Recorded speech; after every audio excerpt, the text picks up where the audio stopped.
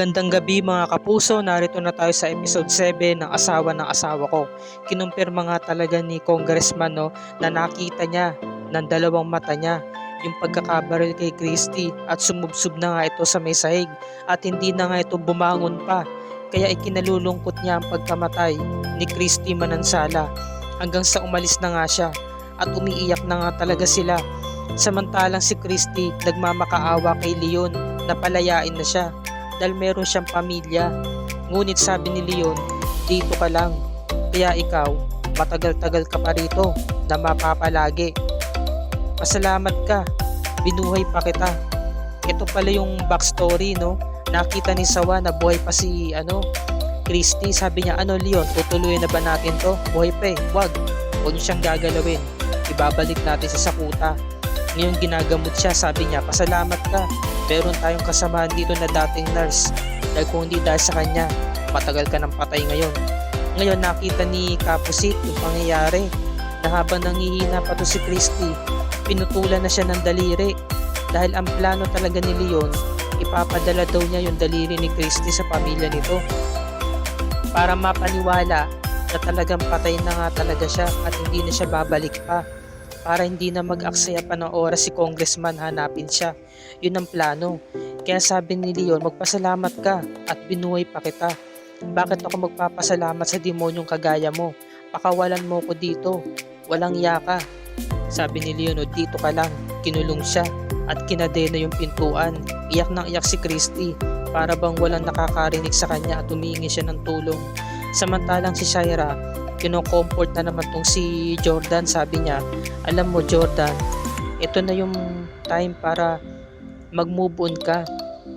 Mismo si Congressman na nagsabi na wala na talaga si Christy. Sabi ni Jordan, ako mag-move on? Bakit may mga bumubulong sa isipan ko? Bakit sinasabi ng isipan ko na buhay pa si Christy? At pakiramdam ko buhay pa talaga siya. Ngayon biglang dumating si Carmen saka si Jeff. Nagmamadali. Jordan, panoorin mo tong video.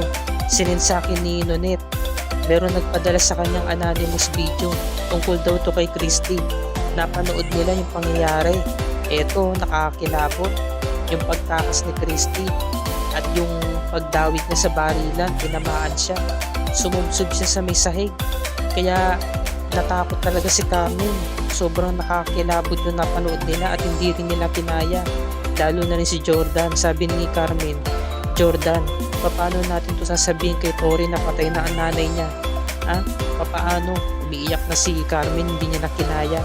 Kinumport siya ni Jeff. Sabi ni Shaira, Jordan, papatayin mo sila? Wala kang armas. Kapag namatay ka, paano si Tori? Sige, paano mo yung masasabi? Nawalan na nga ng nanay si Tori tapos mawalan pa siya ng tatay. Sabi ni Jordan, hindi yan totoo, papatayin ko sila. Hanggang sa laman na nga ng balita sa radyo, television, maging sa mga pahayagan na ito nga si Congressman Arthur Rodriguez pati ang dalawang civilian na foreigner ay nakaligtas. Samantalang ang isa ay patay. Samantalang itong si Christy, sinasariwa niya yung mga alaala ng mag-ama niya. Sabi niya, Jordan, hindi ako naniniwalang patay ka na. Alam ko buhay ka pa dahil yun ang nararamdaman ko. Babalik ako. Hintayin niyo ako dyan. Titiisin ko lang tong impyernong to. Itong impyernong lugar na ito. Titiisin ko lang ang paghihirap ko dito. Darating din ang panahon na makakasama ko rin kayo. Tinitignan niyo yung litrato kahit punit na. Ngayon, a few weeks later, ito na nga yung libing ni Christy. At syempre, habang nagsasalita si Jordan, sabi niya si Christy Manansala, siya ang babaeng pinakamamahal ko. Hindi niya nakinaya. Naluluha na siya at bumaba na nga siya sa itaas at para umupo. Ngunit bago siya umupo, niyakap siya ng mahigpit ni Carmen.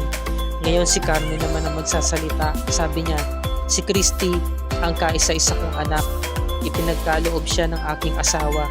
Simula nung namatay ang mister ko, si Christy na ang tumayong bato sa buhay ko. Siya ang aking sandigan. Siya ang nagpapalakas ng loob ko. Ngayong wala na ang aking anak, pipilitin ko maging bato para kay Tori, para sa apo ko. Ako mismo ang magiging sandigan ni Tori at palalakihin ko siya ng maayos gaya ng ipinangako ko sa iyo, anak. palalakihin ko at ako mag-aalaga sa anak nyo kay Tori. At syempre, hindi ko hahayaan na mapunta na lamang sa wala ang pagkamatay mo. Bibigyan natin ng hustisya ang pagkawala mo at huhulihin natin ang mga responsable sa pagkamatay mo. Hanggang sa umupo na nga tong si Carmen at umiiyak. Samantalang si Jordan, kinakausap niya ang anak niya habang ito'y tulog. Pasensya ka na anak, hindi ko nagawang iligtas ang nanay mo. Palalakihin kita, wala ka ng nanay. Patawad anak. Ngayon lumabas na nga to si Jordan at umiiyak, malayo ang tingin. Samantalang si Carmen, sinasariwa ang litrato ng kanyang anak. Pagkatapos nagkape na nga sila, lumapit si Jordan at kinausap niya, sabi niya, Ama, pwede ho ba kunin ko po muna si Tori? Ako po muna mag-aalaga sa kanya. Paano naman si Tori? Sino mag-aalaga sa kanya? Sa tingin mo ba kaya mo mag-alaga? Hindi pa naghihilom ng tuloy ng mga sugat mo. Sa pagkakataong ito Jordan, ako muna mag-aalaga sa kanya. Ma, mawalang galang na ho. Ako ho ang ama ni Tori. Mas may karapatan ho ako sa kanya. Jordan, hindi kita tinatanggalan ng karapatan bilang ama. Sa pagkakataong ito, ako muna mag-aalaga kay Tori. Alam ko mahirap sa'yo. Alam ko masakit sa parte mo.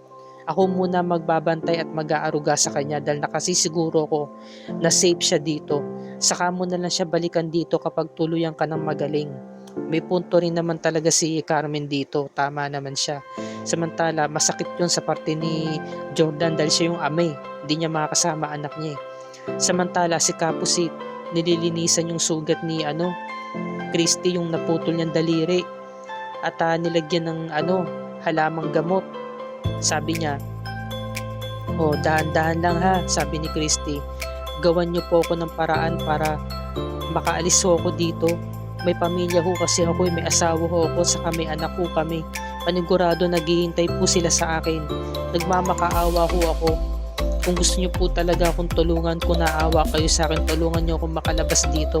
Sabi ni Kapusit, pasensya na talaga. Kailangan kong sumunod kay Leon. Wala akong magagawa. Ito lang ang kaya kong maitulong sa'yo. Ngayon umiinda ng sakit si Christy. Aray, masakit. Anong masakit? Saglit lang, kukuha lang ako ng pain reliever ha. Diyan ka muna. Samantalang si Jordan, inaasar siya ng mga lalaki at babae sa likuran niya. Sabi, umiiyak ko. Siguro nahuli ng asawa. Siguro ng bababae, kaya yun, hiniwalayan. Kawawa naman. Nagtatawanan, naririnig ni Jordan. Kinumpronta niya. Pinagtatawanan niyo ba ako? Hindi pinag-uusapan ka lang namin kasi umiiyak ka, tatawanan sila. Ngayon kinumpronta ni Jordan, bastos ka. Sabi ng lalaki, bakit? Ito ba yung iniiyakan mo? Ito ba yung babae mo? Bakit? Asawa mo ba siya? Ito, akin na yan. Inihagis yung litrato. Hindi na nakatay si Jordan, sinuntok niya yung lalaki ngunit nakailag. Syempre gawa nga na mag-isa lang siya, ang dami niya, pinagtulungan siya. Pinagbububog si Jordan, kakaawa naman.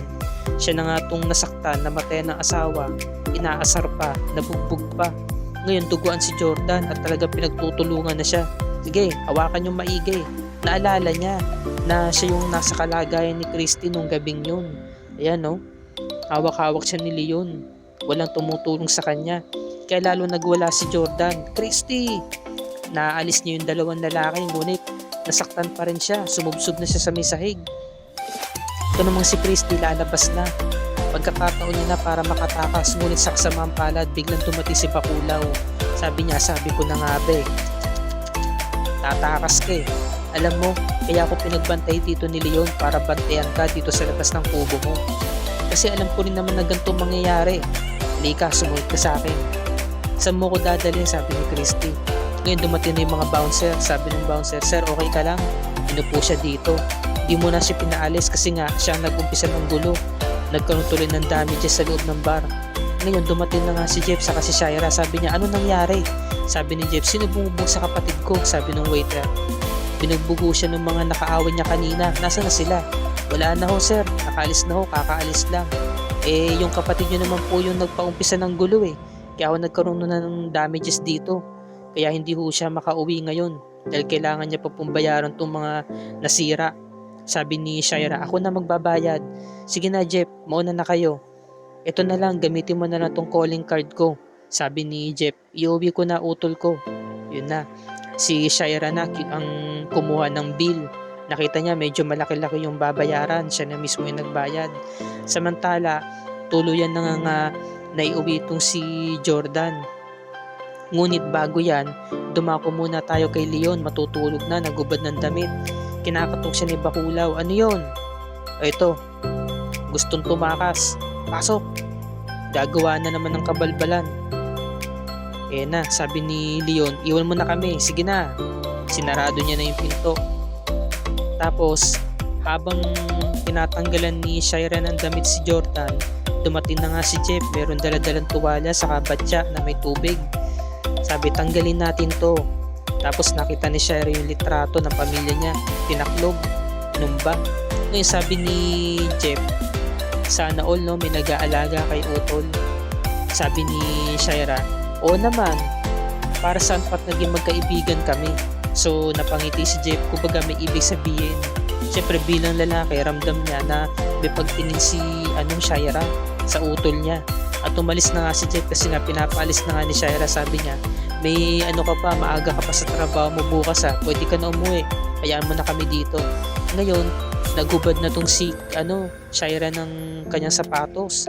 Siyempre may balak, di ba? Habang lasing tong si Jordan. Kita mo kalandian talaga, pinairal na yung plano niya.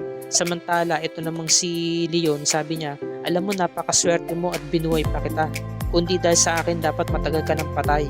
At saka ginamot ka. Ginamot ka rito, inalagaan ka at binigyan pa kita ng sarili mong kubo. Tapos ito na igaganti mo sa akin sabi ni Christy. Ba't ako magpapasalamat sa demonyong kagaya mo? Sinasaktan ni Leon si Christy. Pinipisil yung sugat niya sa likod, yung tama ng bala. At dito na po nagtatapos ang review Enrica para sa gabing ito mga kapuso. Bukas pakatungayan natin araw ng Huwebes ang episode 8 ng Asawa ng Asawa Ko. At kung bago ka pa lamang sa akin channel, kung maaaring makain na kasi ng subscribe at i-click mo na rin ang bell icon para lagi kang updated sa mga episodes ng Asawa ng Asawa Ko and other GMA shows tulad nito. Maraming salamat po sa inyong panonood mga kapuso. Happy New Year and God bless us all.